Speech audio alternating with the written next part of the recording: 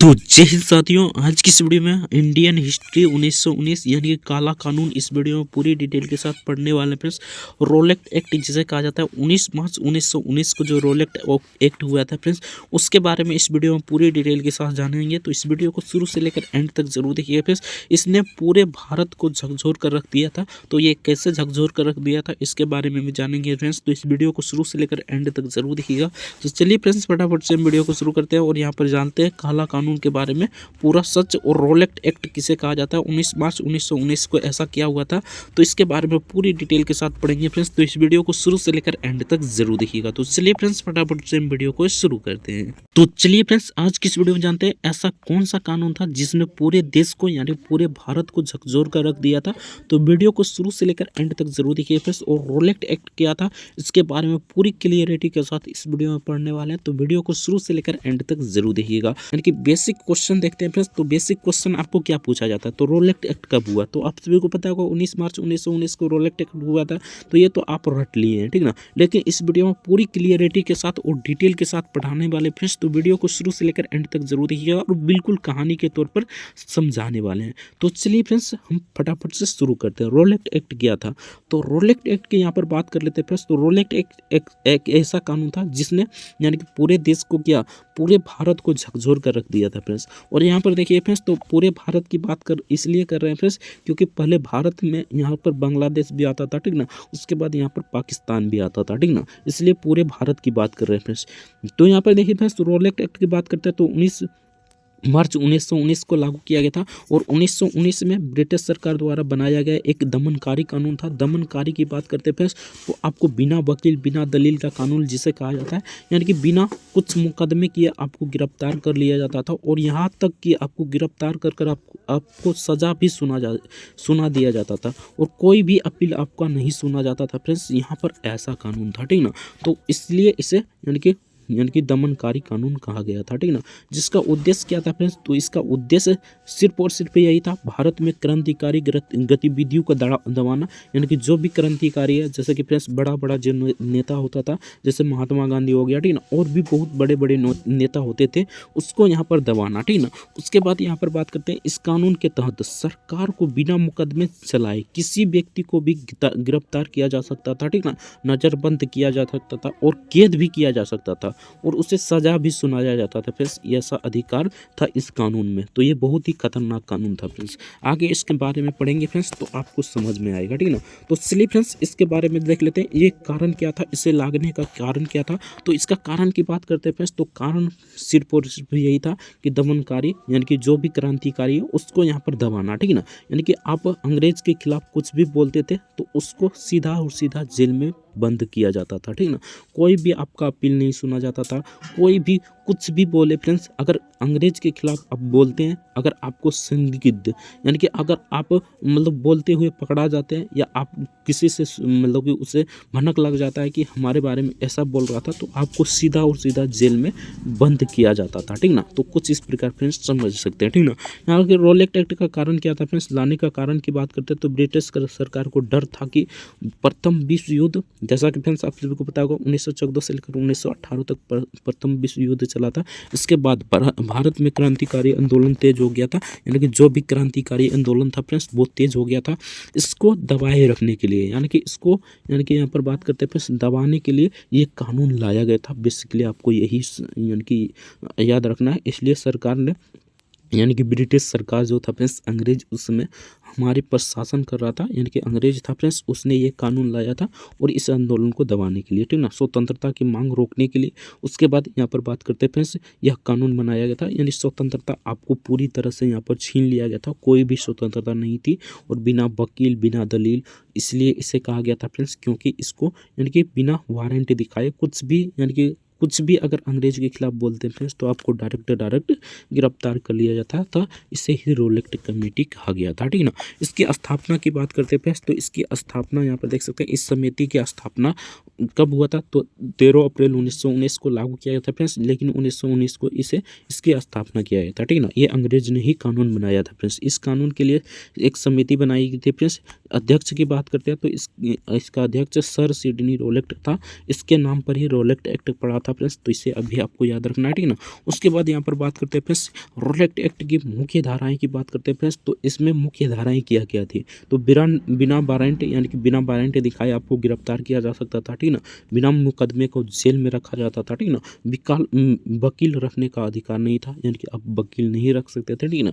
और प्रेस पर सेंसरशिप लगा दिया गया था, यानी कि जो भी पेपर छापता था उस पर सेंसरशिप लगा दिया गया था कि आप मतलब अंग्रेज के खिलाफ कोई भी पेपर नहीं छाप सकते थे, ठीक ना। यानी सरकार के खिलाफ कोई भी पेपर नहीं छाप सकते थे उसके विरोध में, ठीक ना। और संदिग्ध व्यक्ति, अगर आपको मतलब संदिग्ध व्यक्ति हैं फ्रेंड्स तो आप पर निगरानी रखा जाता था, ठीक ना। जैसे कि बड़े बड़े नेता था, जो क्रांतिकारी नेता था उस पर निगरानी रखा जाता था, ठीक ना। सार्वजनिक सभा पर रोक लगा दिया गया था, यानी कि सार्वजनिक सभा आप नहीं कर सकते थे, ठीक ना। अपील का भी अधिकार नहीं था, यानी कि अपील भी आप नहीं कर सकते थे, ठीक ना। अगर आपको सजा सुनाया गया तो सजा आप भोगिएगा, ठीक ना। आपको कोई भी अपील नहीं सुना जाएगा। तो कुछ इस प्रकार यहाँ पर देख सकते हैं फ्रेंड्स, यानी कि पूरी तरह से स्वतंत्रता आपको छीन ली गई थी, ठीक ना। यानी कि आप एक कठपुतली बनकर यहाँ पर बात करते हैं फ्रेंड्स अंग्रेज का गुलामी कर रहे थे उस समय। तो कुछ इस प्रकार फ्रेंड्स समझ सकते हैं, ठीक ना। इससे पूरे देश में यहाँ पर देख सकते हैं फ्रेंड्स नाराजगी देखा गया, ठीक ना। उसके बाद यानी कि नागरिक की स्वतंत्रता पूरी तरह से छीन ली गई थी, ठीक ना।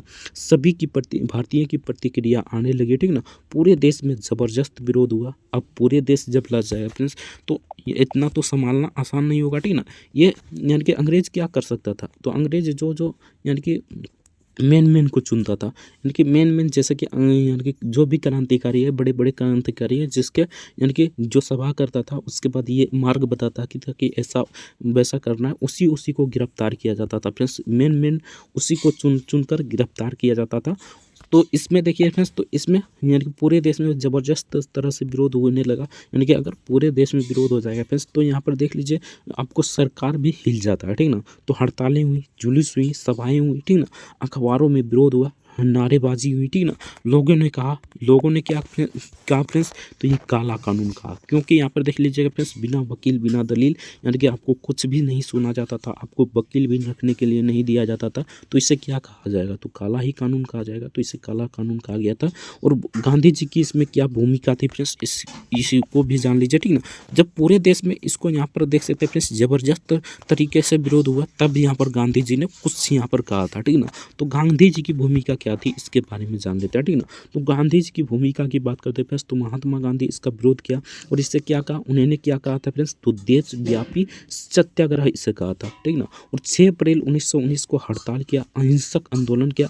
गांधी जी देखिए फ्रेंड्स तो अहिंसक आंदोलन ही करता था, ठीक ना। हिंसा बिल्कुल नहीं करता था, हिंसा के पूरी तरह से खिलाफ था फ्रेंड्स। और अहिंसक विरोध यानी कि अहिंसक तरह से आंदोलन करता था, यानी कि तोड़ फोड़ बिना किए ये आंदोलन करता था, ठीक ना। महात्मा गांधी बहुत बड़े व्यक्ति थे, ठीक ना। अगर महात्मा गांधी के बारे में अच्छे से पढ़ते हैं फ्रेंड्स तो आपको मतलब कि जान जाएंगे कैसा व्यक्ति था। तो कुछ इस प्रकार फ्रेंड्स समझ सकते हैं, हड़ताल किया था, ठीक ना, और अहिंसक आंदोलन किया था, ठीक ना। उसके बाद यहाँ पर देखिए फ्रेंड्स यानी कि इसे कहा गया था किससे, यानी कि इसे ही कहा गया था आपका रोलेक्ट सत्याग्रह, ठीक ना। महात्मा गांधी ने जो हड़ताल किया था फ्रेंड्स उसे ही यानी कि रोलेक्ट सत्याग्रह कहा गया था, ठीक ना। अब यहाँ पर देखिए फ्रेंड्स, यानी कि ये तो रोलेक्ट एक्ट के बारे में ये बेसिक जानकारी हो गया फ्रेंड्स कि रोलेक्ट एक्ट कैसे आया, उसके बाद क्यों लाया गया, ये सभी तो आप तो सभी को पता चल गया होगा, ठीक ना। अब यहाँ पर रोलेक्ट एक्ट का असली खेल यहाँ से शुरू होता है फ्रेंड्स, जालियांवाला बाग हत्याकांड, ठीक ना। जालियांवाला बाग हत्याकांड की बात करते हैं फ्रेंड्स, तो 13 अप्रैल 1919 को जालियांवाला बाग हत्याकांड में यानी कि रोलेक्ट एक्ट के विरोध में सभा हो रही थी, ठीक ना। यानी कि रोलेक्ट एक्ट जो था फ्रेंड्स उसके विरोध में यहाँ पर सभा हो रही थी कि ऐसा नहीं होना चाहिए, ऐसा होना चाहिए। बहुत सारे लोग यानी कि सभा कर रहे थे, ठीक ना।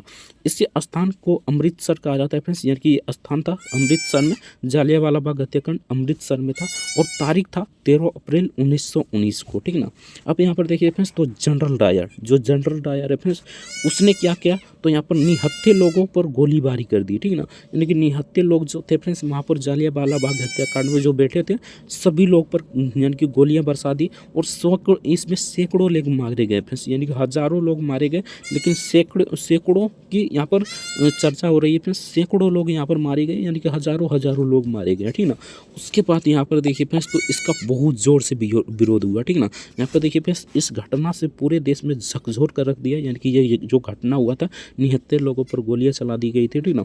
तो यहाँ पर देखिए फ्रेंड्स, तो पूरे देश में यानी कि मातम पसर गया था। और यहाँ पर देखिए फ्रेंड्स, तो यानी कि इस पूरे देश को झकझोर कर रख दिया था। और रोलेट एक्ट का परिणाम ये रहा फ्रेंड्स, यानी कि जालियांवाला बाग हत्याकांड, जिसने पूरा देश को यहाँ पर झकझोर कर रख दिया, ठीक ना। ब्रिटिश सरकार के खिलाफ गुस्सा बढ़ गया, यानी कि आदमी ब्रिटिश खिलाफ यानी कि अंग्रेज के खिलाफ बहुत गुस्सा बढ़ गया, ठीक ना। स्वतंत्रता आंदोलन तेज हो गई, ठीक ना। इनके आंदोलन की बात करते हैं तो बहुत ही तेज हो गई थी, ठीक ना। उसके बाद कांग्रेस इसमें मजबूत हुई फ्रेंड्स, यानी कि कांग्रेस बहुत ही मजबूत हो गई है, ठीक ना। उसके बाद गांधी जी राष्ट्रीय नेता बने, ठीक ना। यानी कि जो महात्मा गांधी था फ्रेंड्स, उसने वो राष्ट्रीय नेता बने, ठीक ना। और अंग्रेजों की असली नीति सामने आई, ठीक ना। यानी कि इसमें फ्रेंड्स अंग्रेजों की असली नीति सामने आई कि हमारे देश पर, भारत पर अंग्रेज किस प्रकार कब्जा कर लिए हैं, ठीक ना। तो कुछ इस प्रकार फ्रेंड्स समझ सकते हैं, ठीक ना। और ये आंदोलन फ्रेंड्स, जो आंदोलन था, ठीक ना, रोलेट एक्ट का जो आंदोलन था, उसमें फ्रेंड्स 1947 में जो आज़ादी मिला फ्रेंड्स, उसमें महत्वपूर्ण भूमिका निभाई। तो इसे भी वो ध्यान रखना है फ्रेंड्स, इससे भी क्वेश्चन पूछे जाते हैं, ठीक ना। उसके बाद यहाँ पर फ्रेंड्स रोलेट एक्ट खत्म की बात करते हैं फ्रेंड्स, तो 1 अगस्त 1920 को आप सभी को पता होगा, यानी कि आपका असहयोग आंदोलन शुरू हुआ, ठीक ना, 1 अगस्त 1920 को। उसके बाद 22 अप्रैल यानी कि 22 यहाँ पर 1922 की बात करते हैं फ्रेंड्स, तो जैसा कि आप सभी को पता होगा 1922 में आपका चौरी चौरा हत्याकांड हुआ था। उसके बाद फ्रेंड्स इस कानून को हटा दिया गया, ठीक ना। चौरी चौरा हत्याकांड होने के बाद यानी कि रोलेट एक्ट को हटा दिया गया। तो कुछ इस प्रकार फ्रेंड्स समझ सकते हैं, ये असली कहानी था, जैसा कि फ्रेंड्स अभी बताया, ठीक ना। यानी कि ये पूरी कहानी था फ्रेंड्स जो अंग्रेजों ने रचा था, ठीक ना।